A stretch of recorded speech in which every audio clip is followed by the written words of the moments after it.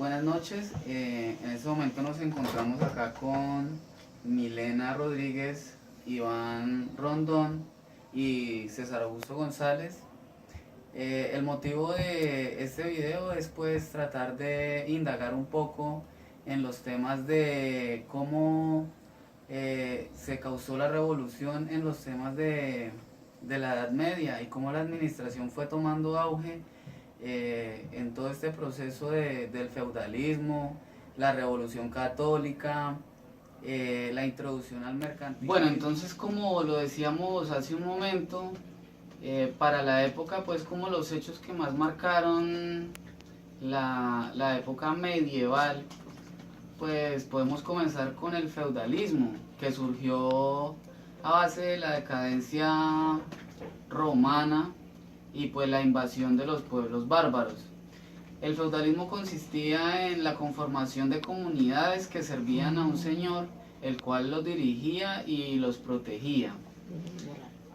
Seguido de esto podemos ver también un paso importante que fue como la creación de los gremios artesanales y de comerciantes. Y pues una característica especial que se ve en esta época es que pues existía un maestro que era quien enseñaba a un aprendiz, y a su vez pues este aprendiz con cierta etapa de educación se convertía o podía convertirse en un jornalero.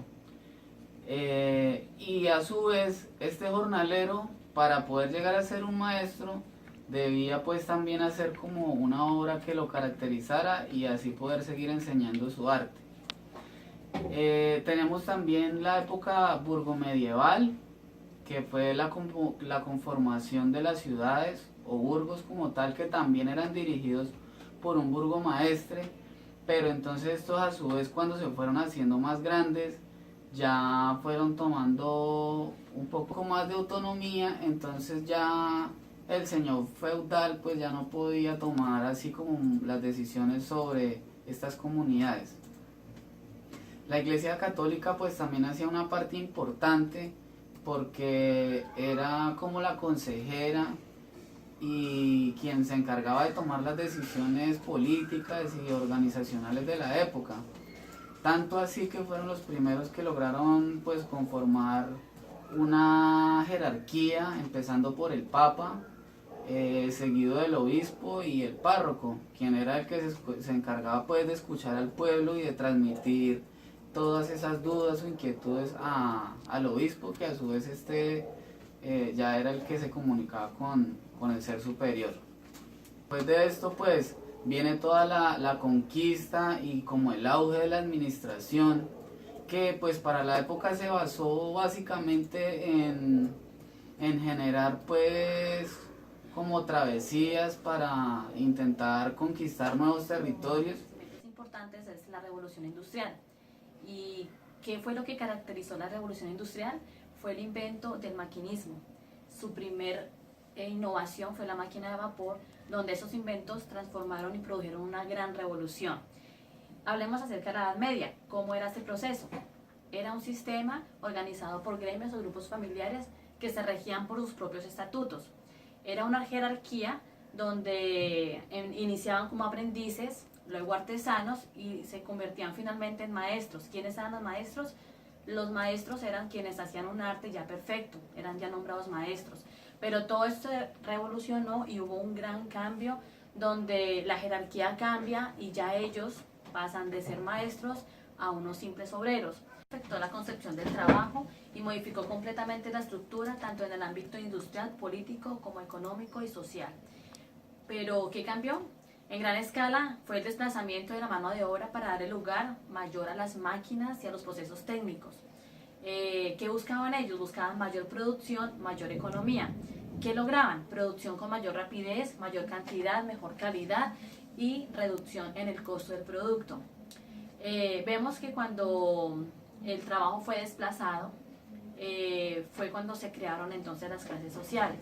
Hablamos de la clase capitalista, fue cuando se generó allí la clase capitalista, y iniciaron con la clase de los burgueses, que eran los que tenían el dinero, entonces se apropiaron de los terrenos, de las riquezas, y fueron creciendo paulatinamente hasta llegar a convertirse en unos jerarcas mercantiles, que luego se generó la clase social obrera, que pues ellos cada día más, debido a su nivel económico bajo, pues no tenían cómo surgir con sus pequeñas empresas. Entonces, ¿qué hacían?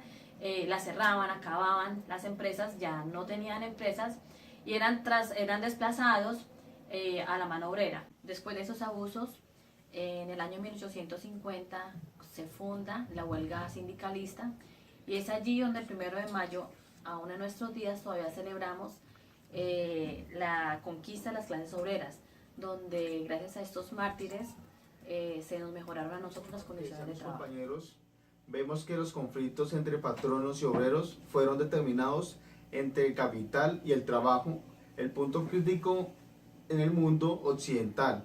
Por eso en esto apareció ideologías políticas, aparecieron doctrinas como el liberalismo económico hasta los marxistas. Para la ciencia económica, esto era una disciplina que se ocupaba en el proceso de distribución, producción, circulación y consumo de riqueza.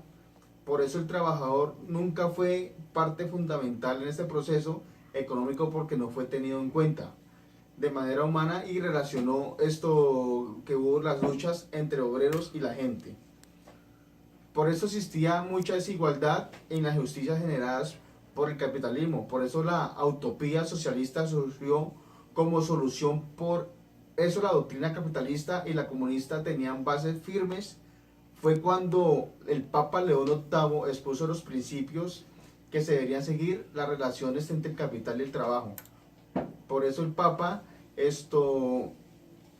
hablaba mucho sobre la moral y la ética, para que exigieran esas leyes, para que los trabajadores y los obreros tuvieran una mejor comunicación, para no tener toda esa problemática que se ha presentado durante más de siglo y medio.